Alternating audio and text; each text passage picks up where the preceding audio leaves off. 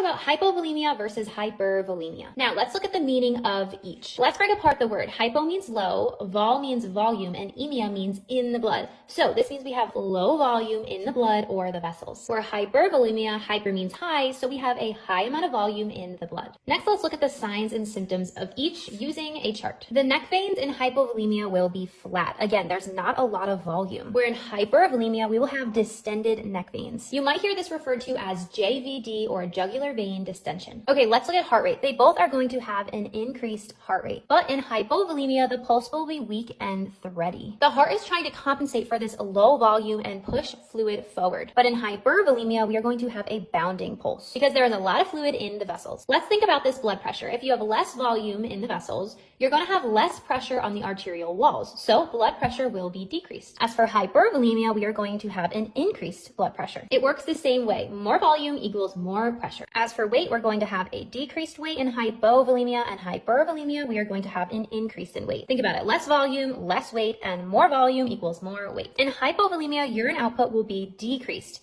There isn't any fluid in the body to push it out. Where in hypervolemia, we are going to have an increased urinary output.